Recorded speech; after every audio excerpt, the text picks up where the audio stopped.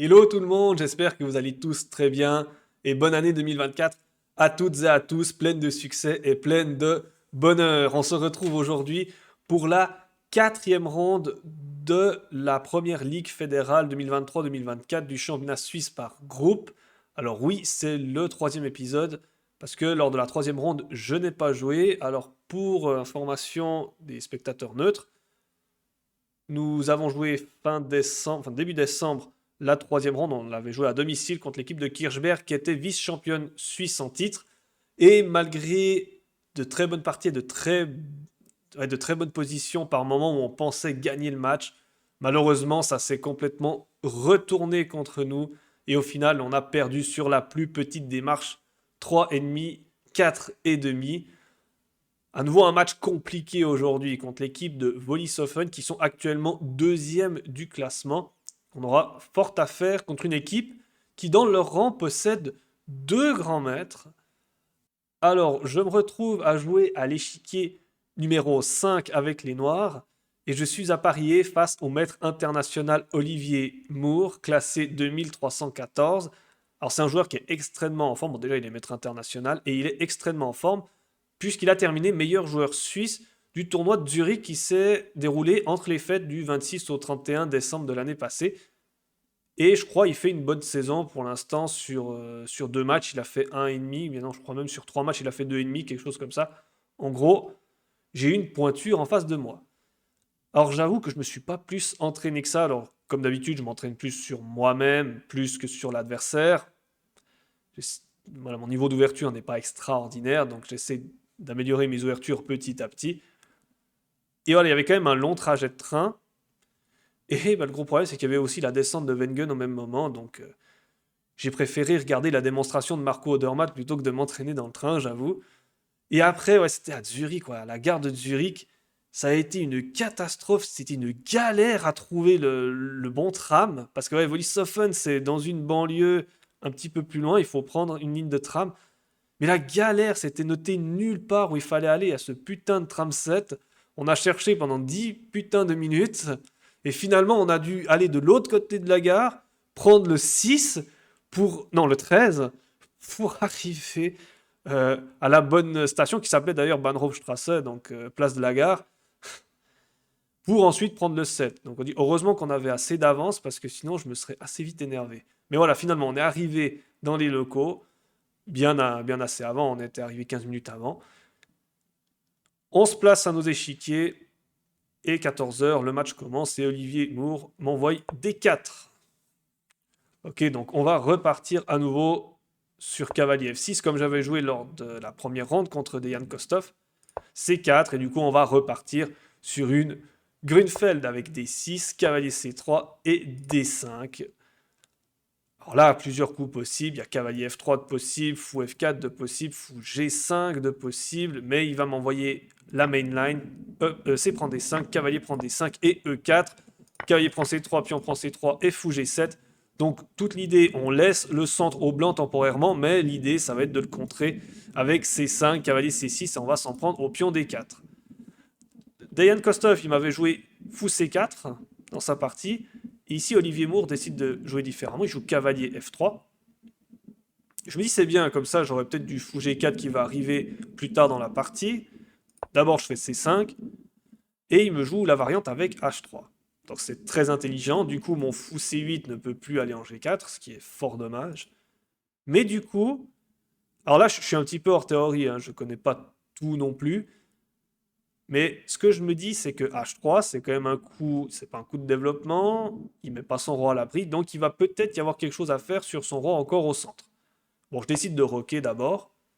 Il joue fou E3, et je commence à prendre mon premier grand moment de réflexion parce que j'hésite à jouer Dame A5 en fait. J'ai dit Dame A5, ça me paraît intéressant parce que je cloue le pion C3, et il n'est pas si simple que ça à défendre. Je menace également peut-être de prendre le pion D4. Si je le prends, il ne pourra pas reprendre du pion. Donc peut-être son seul coup ici, c'est Dame D2. Mais je me dis d'abord, développe-toi tranquillement. Je fais cavalier C6. Et il fait fou 2. Et là encore, je re-regarde Dame A5. Mais Dame A5, Et j'aime pas trop parce que je me dis, il peut juste roquer. Et après, dame prend C3, il fait tour C1. Il va récupérer le pion C5 dans d'assez bonnes conditions et madame se retrouve assez mal placée. Mais d'un autre côté, je me dis, mais s'il a joué H3, son roi, enfin, il lui manque un temps de développement, donc il doit y avoir quelque chose à faire avec ce roi au centre. Et donc, je me mets à calculer un petit peu plus sérieusement. Il faut que je me mette un petit peu dans la partie. Et je me mets à calculer sérieusement C prend D4. C prend D4 et dame A5 échec. La grande différence, c'est que là, du coup, il peut plus roquer. C'est un coup illégal. On ne peut pas roquer quand on est mis en échec. Donc, il a grosso modo 3 coups à sa disposition. Bon, cavalier D2, pas possible, parce que sinon, il perd le pion D4. Il a fou D2, dame D2 et roi F1. S'il fait fou D2, je me dis, je reviens en D8. J'attaque son pion D. Et je vois comme seule manière, j'ai l'impression qu'il puisse défendre son pion, c'est de revenir en E3 en fait. Et à ce moment-là, je reviens à dame A5 échec, je répète les coups. Finalement, c'est lui qui est maître international, il a les blancs. C'est pas à moi de chercher la victoire dans cette partie. Donc je me dis, ok, fou D2, ça tend vers une répétition plutôt. Dame D2, je me dis dame prend D2. Il doit reprendre du roi, parce que s'il prend une pièce, il perd le pion D4. Et je vois tour D8. J'attaque son pion D. Sa seule manière de défendre, c'est roi C3. Et là, je vois ça, je me dis, ouah, le roi, quand même, il est déjà dans les courants d'air. Alors, il n'y a plus de dames sur l'échiquier, mais il reste quand même encore pas mal de matériel. Il y a les 2 tours, il y a 3 pièces mineures. On est plus quand même sur un milieu de jeu sans dames que sur une finale directement.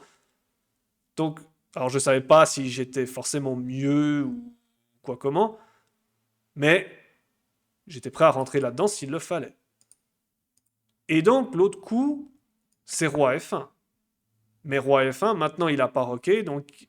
Ah, mais je sais que ça existe, hein, des idées où on fait roi F1 plutôt que de roquer sur les échecs, mais je me dis tour D8, et ma position semble bonne une fois de plus. Je dis, c'est pas mal, ça. C'est pas mal du tout, et je me lance là-dedans, je prends, C prend D4. C prend D4 et dame à 5 échecs. Et assez rapidement, il me fait fou D2. Et je me rends compte que j'ai quand même loupé un truc. Donc ok, je suis pas encore chaud là. Parce que j'ai oublié que sur dame D8, il peut venir en C3 protéger le pion. Et là maintenant, son fou conteste le mien sur la grande diagonale. Et ça me fait un peu penser à la partie que j'avais jouée il y a 2 ans maintenant. C'était face à Mike Jagger, qui m'avait un petit peu eu comme ça avec une manœuvre fou D2, fou C3, et j'avais été pas bien tout le long de la partie. Je me dis, je peux pas laisser le fou venir en C3. Alors j'essaie de regarder dame B6 ou dame C7, mais en fait, dame B6 ou dame C7, les problèmes que j'avais, bon, dame C7, il y a peut-être juste fou C3 tout simplement. Mais en fait, dame B6, il y a tour B1. Ça, j'avais déjà vu quand j'avais prise dame A5 échec. C'est des petits trucs que j'avais calculés. Et je dis en fait, donc du coup, la dernière case qui me permet d'éviter fou C3, c'est dame A3. Ici, dame A3. Ma dame contrôlera la case C3. Et donc je pars pour... Non, je ne pars pas pour dame B6, je pars pour dame A3. Et en fait, comment il défend son pion D4? Il a attaqué 2 fois, il est défendu que par le cavalier. Je dis, sa manière la plus naturelle de défendre, c'est de faire fou E3. Mais à nouveau, dame A5 échec, et je répète les coups. S'il fait fou C1 pour attaquer la dame, dame A5 échec, je répète les coups. Donc en fait, moi, je vois que E5 comme manière de parer véritablement la menace. Mais à ce moment-là, je peux faire tour D8 une fois de plus et je termine mon développement. Enfin, je termine pas tout à fait, mais je fais le développement classique de la Grunfeld où je mets cette tour en D8 et je suis très très bien. Donc comment il fait? Et là, je me lève, je vais me promener un petit peu dans la salle, je regarde ce que les autres y font. Et à mon retour, je vois que la structure de pion au centre a changé. Mais au loin, je vois ça. Et je m'approche de l'échiquier et oui, je vois effectivement que c'est le pion D qui a avancé. Et je me dis, ah ouais, ah, il est fort. Bon, après, c'est une des idées aussi de la Grunfeld. On peut laisser la qualité. Et là, en fait, il va y avoir énormément d'activité sur les cases noires. Et là, ça va être très compliqué. Je dois jouer cavalier D8 pour sauver mon cavalier. J'ai pas beaucoup plus de cases. Et là, il y a déjà du fou H6 qui peut exister où il attaque ma tour et il menace dame G7 mat. Il y a déjà des trucs comme ça qui peuvent exister où il peut juste simplement rocker. Bon, là, je dois faire F6 et c'est très compliqué. Mais là, les noirs sont moins bien. Bon, je comprends quand même assez rapidement. Je vois fou prend 1, dame prend 1, fou H6 qui peut arriver. Je comprends que je dois pas prendre cette tour. Il faut que j'écarte mon cavalier. J'hésite un tout petit peu entre le mettre en D4 ou en E5, mais bon, je me dis en D4, je me crée moi-même un signal faible avec cet alignement. Je dis, ce qui me paraît logique, c'est de venir plutôt en E5. Et je me dis, s'il fait petit roc, là, j'avais une idée, c'était maintenant de prendre le cavalier F3. Je prends F3, et maintenant, je peux peut-être prendre la qualité. J'étais prêt à rentrer là-dedans, parce que finalement, la différence, c'est que j'avais mon cavalier qui était mal placé en C6, qui devait aller d'ailleurs en D8, qui est changé contre un cavalier en F3 qui potentiellement était du bon côté sur l'aile roi et où il pouvait attaquer. Et alors, c'est peut-être chaud, mais je peux peut-être me défendre. Là, tu dis, il y a du E5 qui peut arriver, il peut se développer par tour B1, il y a pas mal de coups qui sont possibles. Mais ça, j'étais prêt à rentrer dans cette situation-là pour aller chercher la qualité.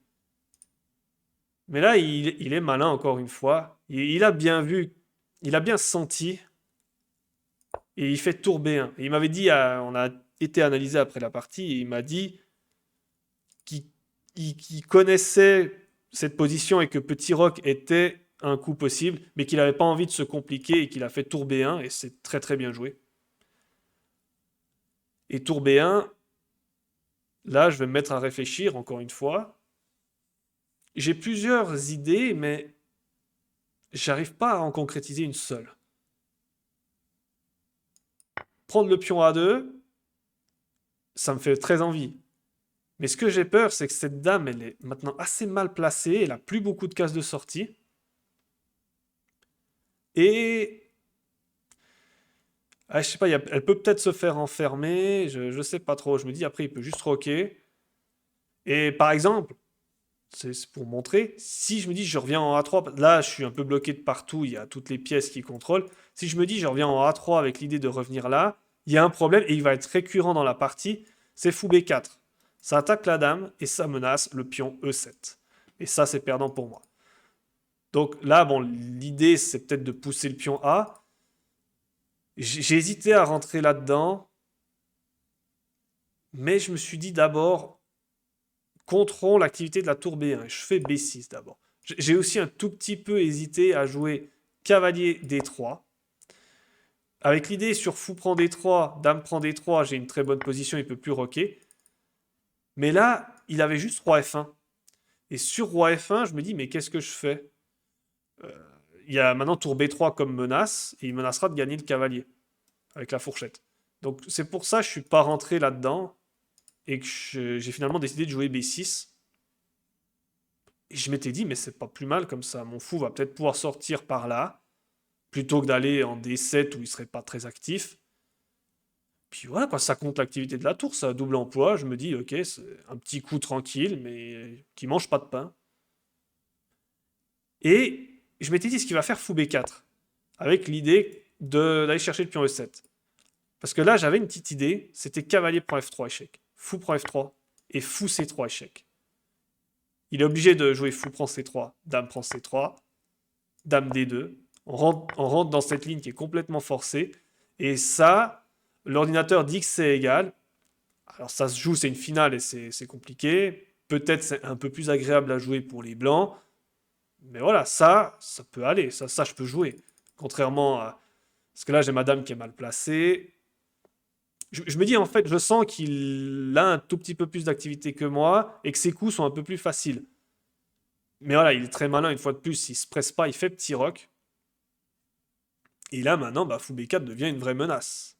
Parce que ma dame sera attaquée, mon pion sera attaqué, et j'aurai plus, voilà, je mets un coup au bol, j'aurai plus cette idée de fou C3, parce que ce n'est plus sur échec. Et donc là, c'est fini, je perds ma dame. Donc, il faut que j'empêche ça. Et là, à nouveau, j'ai réfléchi très longtemps. Je me dis, est-ce que je dois faire A5 pour contrôler la case? Je veux dire, peut-être rentrer dans des trucs comme ça, mais une fois de plus, je sais pas, moi je trouve ces pièces bien placées. Il va pouvoir faire dame C1, peut-être fou C4, Enfin, d'abord prendre le cavalier E5. Je dis peut-être ma force, c'est d'utiliser ce pion A et de le pousser le plus loin possible. Mais je sais pas, j'y crois pas plus que tant, en fait. Ça, j'y ai pas cru d'avancer ce pion A.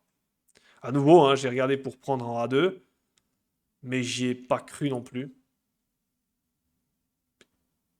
Et je me suis dit, quitte à pas trop savoir quoi faire, bon, autant se développer. Normalement, du développement, ça peut pas être mauvais. Donc je prends F3, fou prend F3, et je libère du coup cette diagonale A6 F1, et j'en profite pour jouer fou A6. J'attaque sa tour, il fait tour E1.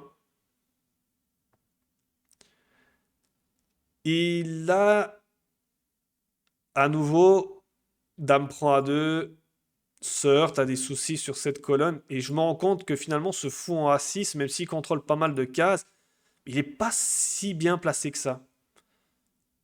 Et à nouveau, là, il y a la menace fou B4 que je dois parer.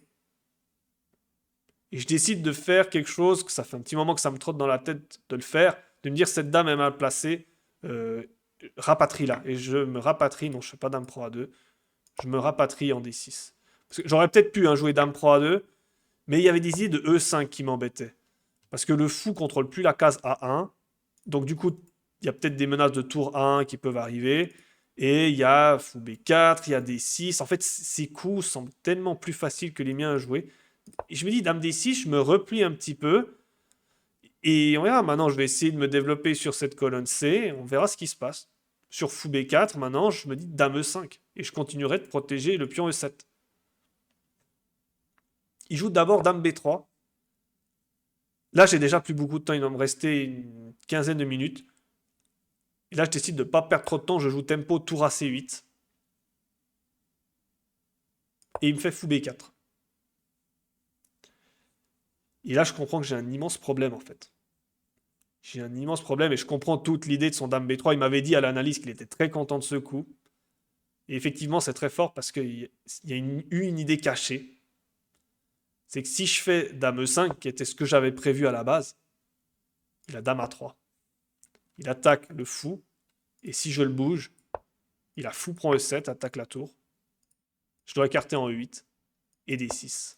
Et il socle. Et ça, c'est cataclysmique. Parce qu'il y a peut-être dame prend A7. Ouais. Sans doute, il y a dame prend A7 qui va arriver. Le pion B6 qui peut tomber. Alors, l'ordi, il dit que c'est pas encore con. Enfin, oui, il dit plus 2.3. Donc, il dit que c'est gagnant pour les blancs. Mais c'est même plus que ça. Là, humainement, c'est indéfendable. Je vois ça, je fais. Ah.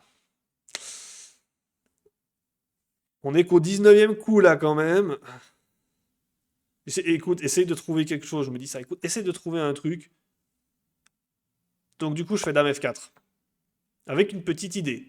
Si je joue dame A3, je fais fou B5.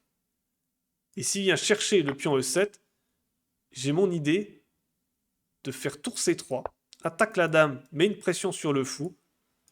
Et s'il vient chercher le pion A7, j'ai fou E5 et des menaces de mat qui sont très dures à parer. S'il fait G3 pour parer, je peux prendre F3. Et s'il prend en B5, je peux déjà prendre en G3 sans doute, mais j'ai même fou D4 avec l'idée de clouer le pion. Donc j'attaque G3, j'attaque F2. Finalement, j'envoie une contre-attaque et ça peut se retourner. Ça peut carrément se retourner cette position. Donc c'est un petit peu le piège que je donne sur dame F4. Mon idée, c'est ça, c'est fou E5 et d'attaquer sur la case H2. Mais là, il est mal jusque-là, il a joué quand même assez vite. C'est là qu'il est malin, il va prendre 10-15 minutes. Et il va bien comprendre en fait que dame A3 tout de suite, il se heurte à du contre-jeu. Et très bien joué de sa part, il fait juste G3. Il fait G3. Et je vois pas trop ce que je peux faire. Si je viens en E5, ce sera la même chose que tout à l'heure. Si je viens en F6, il peut même pousser E5. Ça, on verra dans d'autres lignes. Peut-être dame C7 aurait pu être une idée, mais dame A3 quand même. J'écarte le fou et fou prend E7. Ça sert à rien de défendre ce pion et sur tour E8, D6. C'est la même position qu'avant, sauf qu'il y a carrément un tempo sur la dame. En fait, dans ma tête, je suis fini là. Donc, je fais dame G5. On est au 20e coup. Et déjà, je vais vous dire le temps, hein. C'est impressionnant. Lui, il lui reste 45 minutes. Moi, j'ai plus que 4 minutes. C'est un cauchemar. C'est très chaud, là. C'est très, très chaud. Et à nouveau, là, il va prendre. Par contre, là, il va prendre beaucoup de temps. Il va prendre 25 minutes. Et je me suis dit, bon, il calcule certainement H4. Il m'avait dit qu'il avait calculé H4 pendant la partie. Avec l'idée, si je viens E5, même idée qu'avant, Dame A3 et les mêmes menaces. Et si je fais Dame F6, là c'est E5, Dame F5, fou prend E7. Ouais, à l'analyse, on avait longtemps regardé, il m'avait dit qu'il avait calculé pendant longtemps. Il avait peut-être pensé qu'il y avait du contre-jeu avec fou prend E5 et sur fou prend F8, tour C3. Mais il y a pas grand-chose dans cette position. Là, les blancs sont toujours gagnants. Alors, mais c'est un peu chaud, c'est vrai. C'est un petit peu chaud, mais c'est quoi le coup ici? C'est Dame B4. Qui laisse F3. Si on prend F3, fou H6. Ouais, en fait, les blancs arrivent à rentrer avant les noirs. Donc c'est ça, c'est pour ça qu'en fait ça jouait pas. Mais en fait, il avait peur de ces histoires de contre-jeu ici. C'est pour ça qu'il joue pas H4. Alors s'il fait Dame A3, ça c'était aussi une idée sournoise que j'avais derrière la tête, et bien évidemment il l'a vu. Mon idée c'était de faire fou D4. Je cloue le pion F2, donc je menace Dame prend G3. Et sur Roi G2, qui est le coup logique pour se déclouer et défendre le pion, là j'ai tour C2. Et là j'ai une immense attaque qui arrive. Et là c'est carrément moi qui prends l'avantage. Mais bien évidemment il est très malin. Mon adversaire, il est maître international et c'est pas pour rien. Et il est en forme et il joue tour BD1. C'est très bien joué. Finalement, sa tour en B, elle a plus grand chose à faire. Et maintenant, en D, il contrôle la case D4 et surtout, il se met derrière le pion D5. Et je me dis, ok, il n'a pas joué H4, il gagne pas un temps sur madame. J'essaie de défendre mon pion E7, je fais tour C7. À nouveau, s'il fait D6 dans la précipitation, avec l'idée E prend D6, fou prend D6, on se dit fourchette sur les deux tours. Et là, j'ai tour C3 encore une fois. Super, je menace la dame et je menace le fou. Alors après, il y a dame D5 encore, et on peut rentrer dans cette ligne-là. Mais ça peut tenir. Alors, hein, on va devoir donner l'un des deux fous contre le pion D, mais finalement, ce sera fou pion contre tour. Ça peut tenir, ça, je peux encore tenir. Est-ce qu'il va rentrer là-dedans? Mais à nouveau, son expérience fait la différence. Il réfléchit. Je lui dis, est-ce qu'il va envoyer H4? Parce que sur H4, mon idée, c'était... ouais, non, justement, sur H4, j'ai plus dame E5 parce que maintenant D6 fonctionne. Et pion prend, fou prend. Et il attaque ma dame au passage, donc j'ai plus tour C3. Donc j'aurais dû faire dame F6. Et là, E5, dame F5, D6. Je vois ça. Et là, ça commence à être tendu, là. Parce que là, il se crée le pion passé. Donc H4 me semble possible, mais il joue fou des deux à la place. Et je me rends compte que fou des deux fonctionne tout aussi bien, voire mieux. L'idée, c'est que sur dame E5, c'est fou F4 avec l'enfilade. Donc je fais dame F6, l'autre coup possible de dame. Il joue E5. Je joue dame F5. Et il joue D6. Là, il me reste plus qu'une minute. J'essaie vraiment de calculer le plus vite possible, mais je sens que là, ça devient vraiment, vraiment dur. Je dis, ok, j'échange les pions. Pion prend, et je fais tour C4. L'idée de tour C4, j'avais un petit piège, encore une fois, sur fou E2. J'avais le piège avec fou D4. Avec l'idée de menacer le pion F2. Mais bon, là, il aurait eu moyen de contrer avec fou F4, mais il va pas jouer comme ça. Il va jouer fou G4. Et sur fou G4, mon idée, c'était de sacrifier la qualité et de tenter une contre-attaque sur les cases blanches. Donc je fais tour prend G4, H prend G, dame prend G. Et je me dis, on sait jamais, si je peux faire fou B7, dame H3, je peux presque être mieux si j'arrive à mettre cette idée en place. Bon, évidemment, il a bien compris mon idée. Il joue dame B4. Et là, j'ai un petit sursaut d'excitation. Je fais, oh, il a oublié fou D4. Tu vois, c'est magnifique là. Je cloue le pion. Et comment il fait? Il fait, ah, mais il a fou E3. C'est terrible, j'ai pas le temps de prendre. Parce que sinon, il y a dame prend G4 et je perds la dame.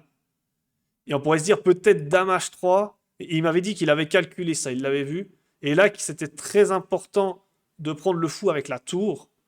Pour une raison, entre guillemets, simple. Mais en fait, s'il prend de la dame, c'est perdu. Parce que là, il y a fou B7. Enfin, c'est perdu. Il doit rendre la dame. Il doit faire dame D5. Mais là, il est plus gagnant. Par contre, sur tour prend, fou B7, il a tour E4. Et ça, il l'avait vu. Ça contre en fait l'action du fou sur la case G2 et sur la case H1. Mais ok, mais sans aller jusque-là, je vois fait fou D4, fou E3, je vois juste ça et je fais. Ah, ça suffit pas. Je fais dame H3. Il fait dame E4. Il m'empêche fou B7. Je veux aller sur cette case. Je joue tour B8. J'essaye de jouer fou B7 au prochain. Il joue dame H1 avec 7 minutes à la pendule. Donc, il commence à avoir plus beaucoup de temps. Mais moi, je joue dame G4 avec plus que 1 minute à la pendule. Alors, à chaque fois, il y a un rajout de temps de 30 secondes, mais tout de même. Alors là, l'ordinateur, il dit que j'aurais pu tenter de rentrer dans cette finale, qui est un peu mieux pour les Blancs. Mais bon, surtout avec peu de temps, ça, je sais qu'à long terme, je l'aurais perdu. Je me dis, je dois trouver une attaque et il faut que ça passe. C'est vraiment, ça passe ou ça casse. Et là, il joue fou H6. Et je lui dis, oh, c'est quoi ce coup? C'est quoi ce fou H6 là? Qu'est-ce qui se passe sur fou B7? Je dis, mais c'est incroyable, fou B7, j'attaque sa dame. S'il écarte sa dame, mais je fais dame F3. Il doit utiliser sa dame pour défendre. Je fais fou pour H6. Donc en gros, sur fou B7, il est obligé d'aller en H2, mais sa dame est passive. Et j'allais mettre la main sur mon fou pour jouer fou prend B7. Il me restait 15 secondes et je vois en fait, je fais ah, ah bien joué. Ah, c'est bien joué ce qu'il a vu en fait fou B7. Il veut dame prend B7. Et je me fais mater en fait après tour prend B7 et tour E8. Et c'était toute l'idée de son fou H6 qui contrôle la case F8. Donc en gros, il me reste après fou H6, il me reste plus que 15 secondes, je suis en panique. Faut que je trouve un truc dynamique, je tente fou D4. Là vraiment, je clique. On sait jamais, je menace dame prend G3, je ramène une pièce en attaque. Il joue dame H4. Je joue dame F3.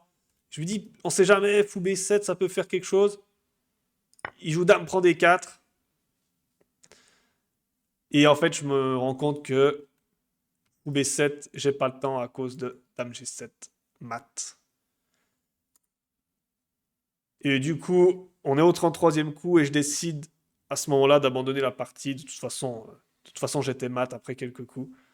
Très très bonne partie de la part de mon adversaire, qui a tout simplement mieux joué que moi. Je fais pas forcément une très mauvaise partie. Je peux vous montrer le rapport. Je fais pas une partie excellente non plus, mais voilà. Bon, vous voyez 2 erreurs de gaffe, mais c'est en gros mes 4 derniers coups avec très peu de temps où j'ai tenté le tout pour le tout. Lui, il a une gaffe. C'est dame H1 était pas le meilleur coup. Il aurait pu me finir plus proprement entre guillemets, mais ça allait très très bien aussi. Mais vraiment, c'était à petit feu. En fait, ça s'est joué sur cet enchaînement-là après tour B1. En fait, j'aurais dû oser prendre le pion. C'était la meilleure solution.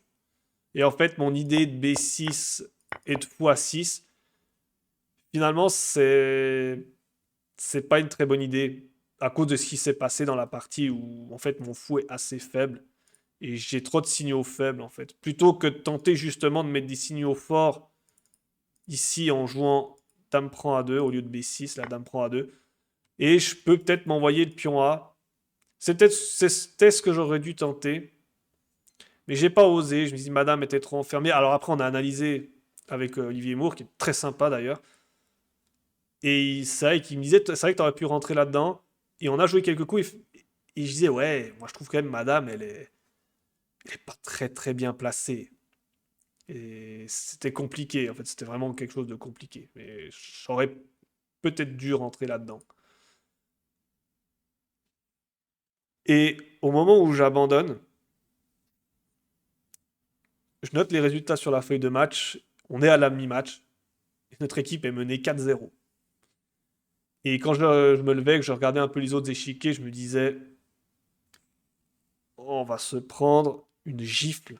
Ah, je me suis dit, là, les 3 premières parties, à chaque fois, ça s'est joué à pas grand-chose. On a perdu de justesse contre Nyon, perdu de justesse contre Kirchberg, gagné de justesse contre Winterthur.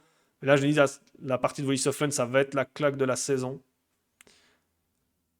Et finalement, bah, quand j'étais en train d'analyser, bah, il y a Michael qui est dans la zone, il fait une saison monstrueuse, il est en méga forme et il remporte sa partie. Ça fait 4-1. Un peu plus tard, notre maître international Théo Stuyve remporte sa partie, ça fait 4-2. Il reste 2 parties après 4 heures de match. Il reste Maria et Nils. Et les deux ont une pièce de plus. Et j'osais pas trop me dire qu'on allait égaliser au vu de ce qui s'était passé contre Kirchberg. Parce que vraiment, contre Kirchberg, je n'ai pas encore parlé, mais c'était vraiment. Là, on pensait gagner 6-2. Et tous les échiquiers se sont retournés contre nous. Et on a fini par la perdre. Donc j'osais pas me dire, ah, on va peut-être réussir à revenir de nulle part et d'aller chercher un point, mais qui semblait inespéré à la mi-match. Finalement, Maria, elle gagne quand même plus ou moins rapidement sa partie. 4-3. Il reste plus que Nils. Et après 99 coups et plus de 5 heures de jeu, il remporte sa partie et ce qui fait qu'on va chercher un point de notre déplacement. Une grosse abnégation. Je ne sais pas si vous regarderez cette vidéo, les gars, mais vraiment, vous êtes trop forts, hein, je l'ai dit. Ils sont trop forts. Vraiment un grand, grand bravo. Vous avez réussi à retourner une situation qui paraissait absolument inespérée. Donc finalement, 4 partout. Au niveau du classement, on a 3 points sur 8. On est en 5e position. Et il y a un petit peloton avec 3 points, avec Winterthur, avec Rien. Il y a encore un petit peu de boulot pour le maintien, mais on est plutôt sur la bonne voie. Va-t-on y arriver? On l'espère, la prochaine ronde est dans 2 semaines. Ce sera un match capital. Qu'est-ce qui va se passer? Eh ben, vous le saurez au prochain épisode. Merci à tous d'avoir regardé cette vidéo et je vous dis bye bye et à la prochaine.